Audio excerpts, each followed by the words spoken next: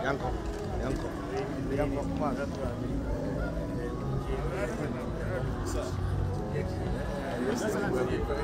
coming. It is possible.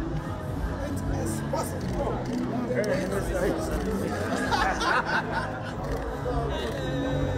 The ministers will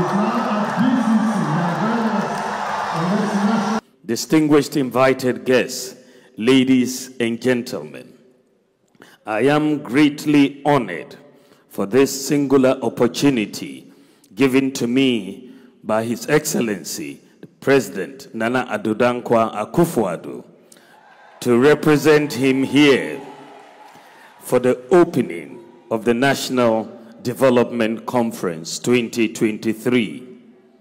But for an equally important assignment that has made it impossible for the President to be here in person, it was his utmost wish to honor the invitation and deliver this address.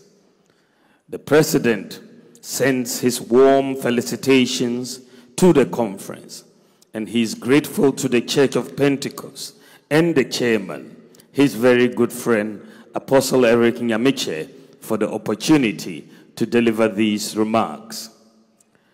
The President says, I should tell you this. And he says, if there is one church which has over the years, and particularly in recent times, risen to its duties of being a steadfast partner of government in the development of the nation, he there says, it is the Church of Pentecost. Indeed, the contribution of the Church of Pentecost to education, healthcare, social welfare, and the financial development of Ghana continues to merit unalloyed gratitude of the Ghanaian people. The collaboration of the state and church in mutual respect and in the promotion of religious liberty has been an essential feature of Ghanaian governance, which has inured very much to the benefit of the Ghanaian people. I would, in this respect, use this important platform to express the gratitude of the nation for the very proactive role the church, indeed the religious community as a whole, played in assisting our people cope with the effects of the global COVID-19 pandemic. The Church of Pentecost has proven not to be just a spectator, but also an active player in the growth of Mother Ghana. And we are confident that the good Lord will continue to bless the efforts of this church. Excellencies, ladies and gentlemen, this conference seeks to bring together major stakeholders in our national development for a reflection and discourse towards developing a framework for a moral vision for Ghana's development.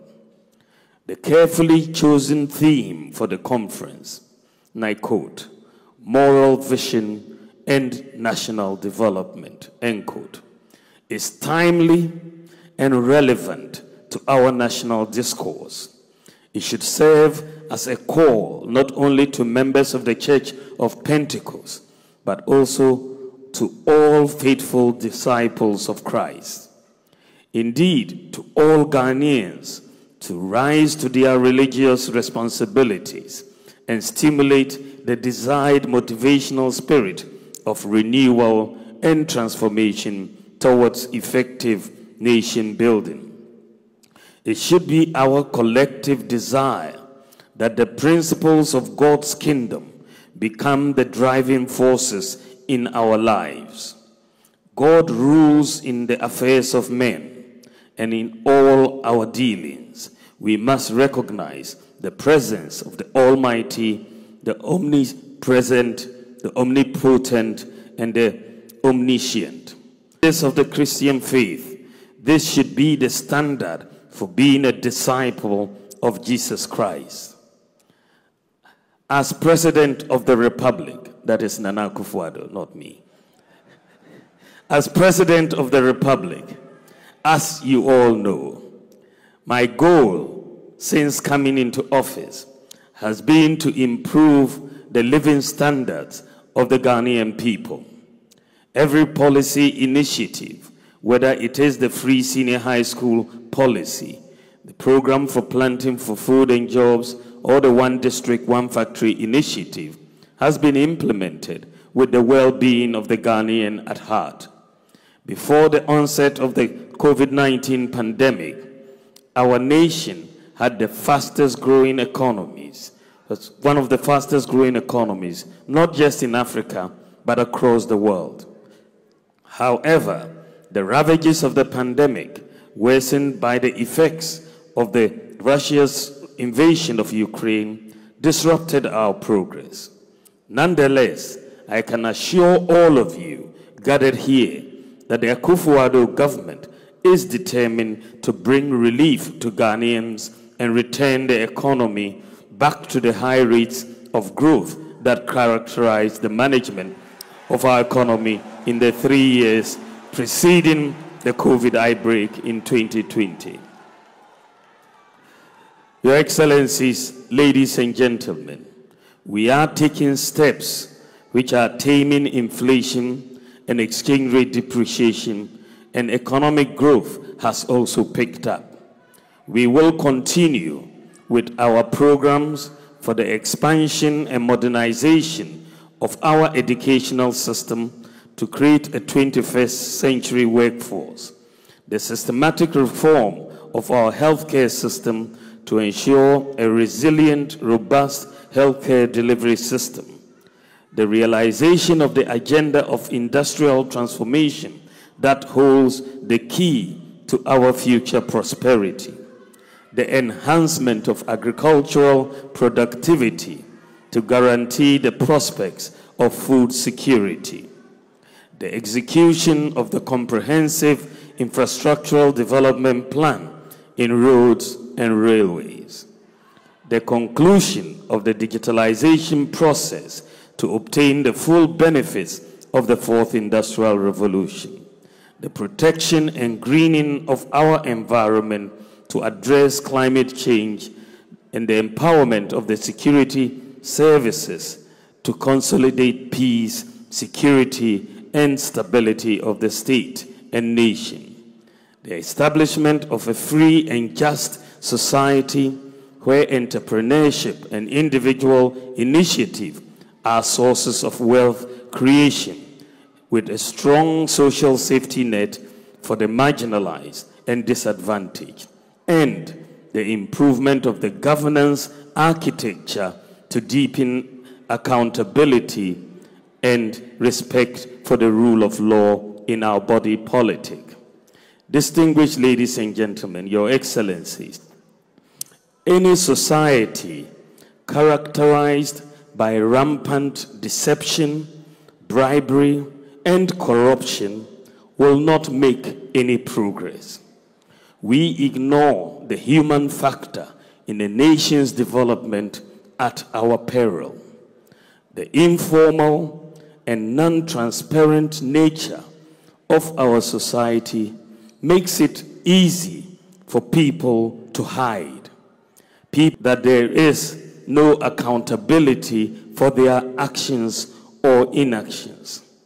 The behavior, as Pastor Eric Nyamiche has just said, Apostle Eric Nyamiche has just said, the behavior of the people determines the transformation of a nation. And this is why, as a government, we have focused on putting in place systems that will reduce the role of the human factor and enhance transparency through digitalization of the economy. We have put in place systems that will encourage or compel morally upright behavior. And this is why you've seen several initiatives. We are living in a very informal society, and this is why, it was possible for you to be born and you die in Ghana without anybody recognizing you in any official document. The issuance of national ID cards is providing us unique identity for everybody. And this now means we are now moving to the stage where from next month going forward, babies who are born will be issued national ID numbers. And this will make sure, because when you talk about the Americas, the US, and how they do it, they behave because everybody is identified. Immediately you are born in that society, you are given a social security number or a national insurance number. So from birth through school to work and when you die, everything you do is recorded, is attributable to you. We have lived for a long time in essentially a very informal, non-transparent society. So people can behave in ways that don't have consequences. But when people are uniquely identified, it checks misbehavior, because there are consequences to bad behavior, to behavior that is not morally justified. And this is why we are linking the databases across different institutions so that we can, find out what everybody is doing across, and the data will speak to it. And this is why the Ghana card is being linked to the GRA, becomes your TIN number, to SNIT, to the banks, to Births and Deaths Registry, to DVLA, to the Passport Office, to the births, and so on, so that there is a single source of truth across all of these institutions. And therefore, if you cannot, for example, because we are now linking the Births and Deaths Registry with the National Identification Authority and the Ghana Health Service, it's no longer possible to go and lie about your age, because you will be caught. It used to be possible to lie about your age. It is no longer possible now, because the interactions with the various systems will reveal what is correct. We have also digitalized the operations of many government institutions, and in the process, we have reduced corruption in those institutions. I mean, we at the ports, for example, we've instituted a paperless port system. One of the interesting things about the implementation of the paperless porting system was the resistance of the customs officers when we wanted to make the operations paperless. The officers on day one, the first day of the operations of the paperless port system, some of them organized demonstrations against the system because they did not want the system to work. But we persisted, and the system is working. We have digitalized the operations of the DVLA, and it's now one of the world-class institutions operating in the country. You don't really need guru boys and to pay bribes to work in that. Applying for a passport today is a very easy process. You don't need to go and pay guru boys. You can do it online. It will be delivered for you, and you can proceed. Electricity Company of Ghana, today you can buy your credit on your mobile phone. And it is very, very simple. I will tell you one thing.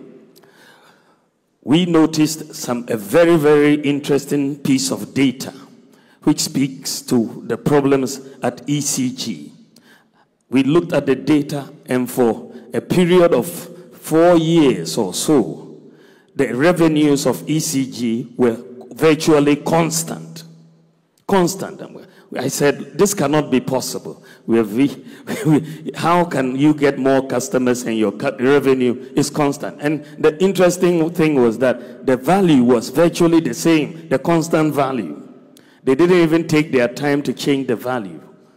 So we said, no, we need to send in a team to look at the architecture of revenue collections at ECG and digitalize the process properly. So we sent in a team to ECG. They were collecting 450 million Ghana cedis a month. When we sent in the team, there was sabotage. Malware was introduced into the system by people working right there. We worked through that with the help of national security, and we then brought in a whole new architecture for ECG, thanks to the Minister for Energy, Matthew Poku-Prempeh. We brought in a whole new architecture for ECG.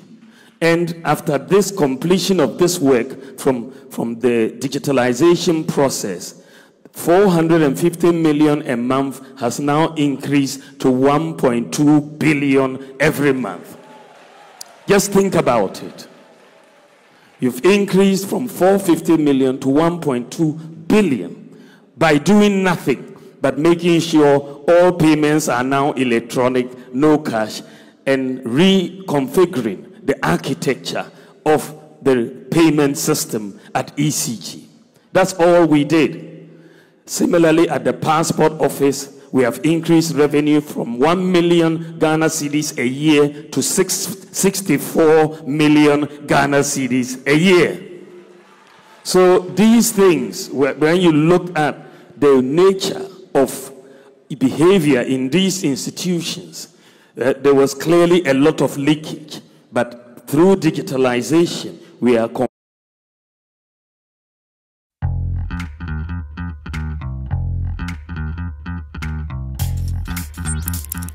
Want it? Get it on Hubtel. Hubtel is everything you. Compelling behavior, which is morally upright.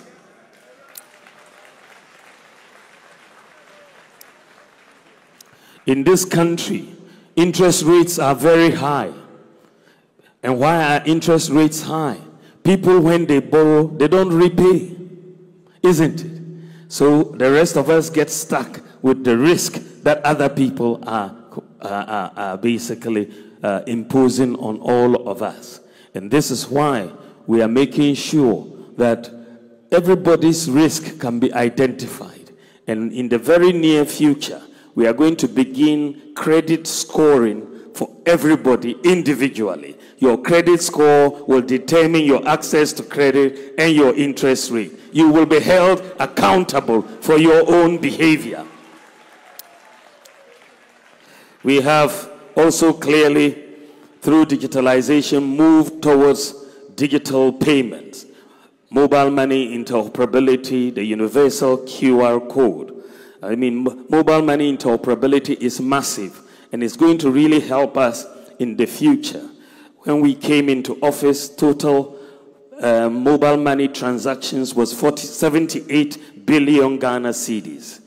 This year, we are going to end at 1.5 trillion Ghana cedis in mobile money transactions. And it tells you, essentially, how, the move towards digital payments and electronic payments is going to bring in a lot more transparency for our system.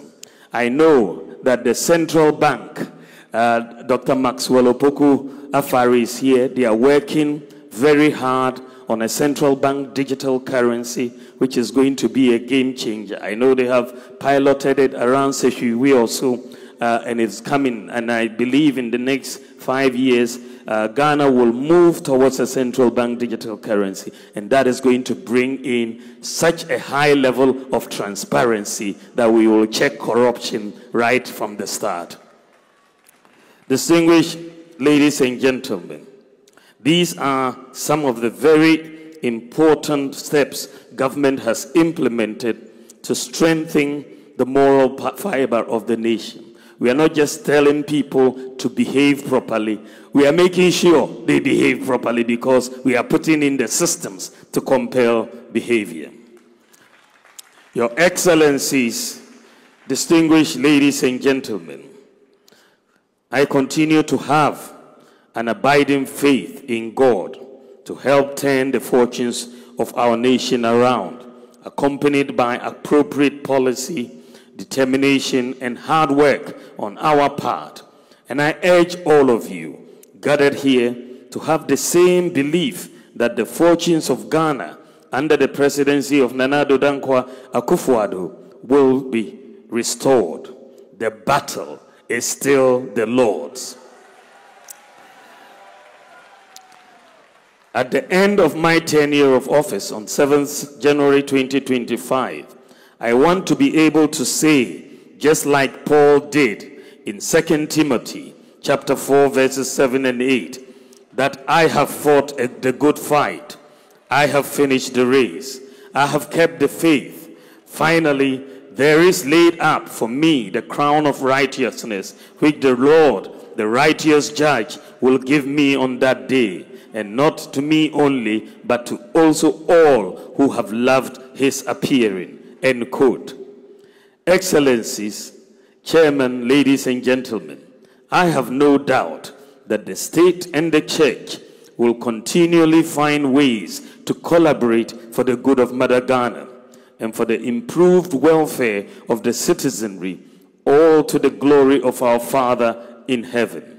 I am confident that the various speakers lined up for this national discourse will effectively direct us into thinking through what we are already doing and how these can be aligned in the manner that seeks the betterment of the nation. I anticipate a healthy and dispassionate national discourse and deliberation that will continue after this conference. May the good Lord be with us all as we deliberate on the various topics for discussion towards a moral vision for our beloved Ghana. Accordingly, Your Excellencies, distinguished ladies and gentlemen, I, on behalf of His Excellency the President, declare the National Development Conference duly opened in the name of the Father, the Son, and the Holy Spirit. Amen. May God bless the Church of Pentecost and us all, and may God bless our homeland, Ghana, and make her great and strong. I thank you for your attention.